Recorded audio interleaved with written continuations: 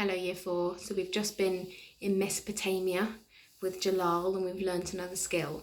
Let's see what happens in chapter 11. Hey! Varjak heard the gravelly voice as if from a great distance. Hey, you! Paw Jack, or whatever your name is, wake up! He opened his eyes. Once again the dream was over.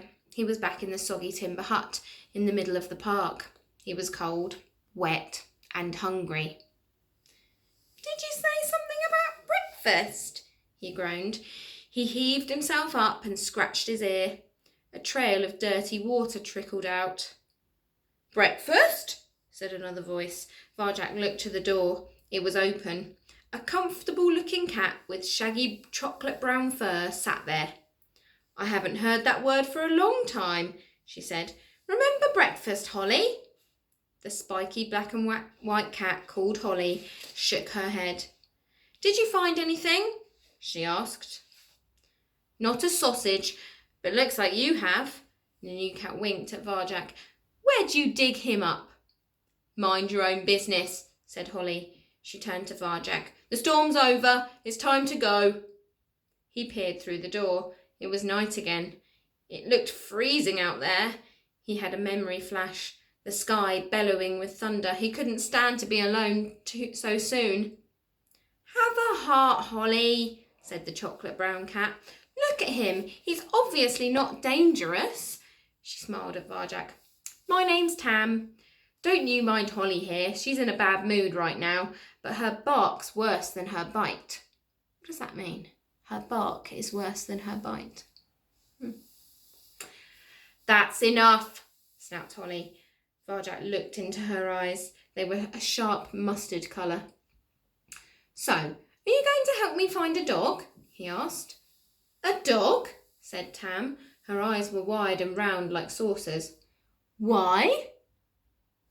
I need to talk to one. Talk to a dog, Tam whispered.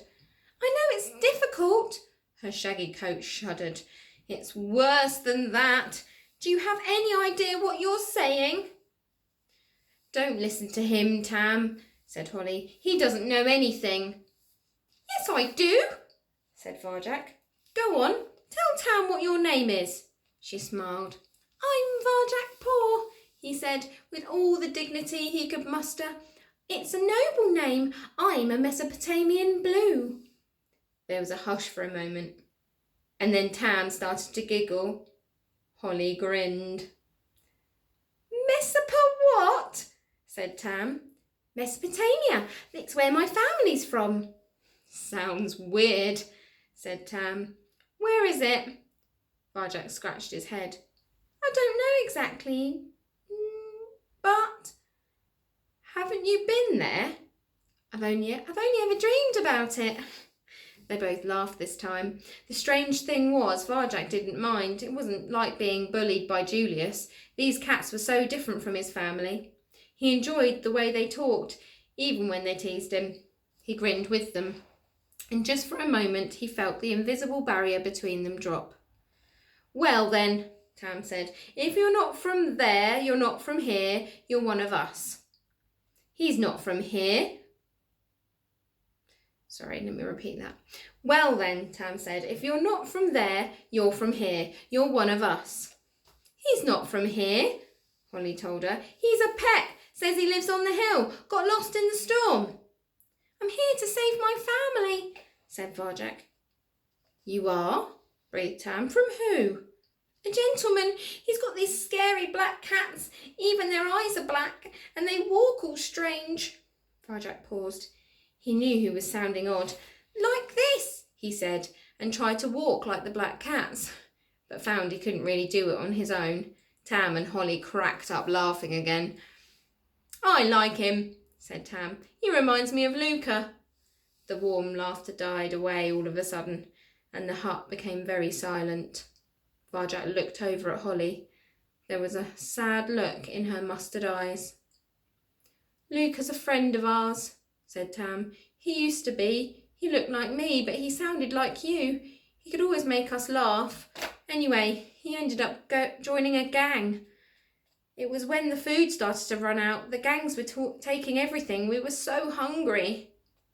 I told him it was a bad idea, said Holly quietly, but he joined one anyway, and then he vanished. Some friend. He left you?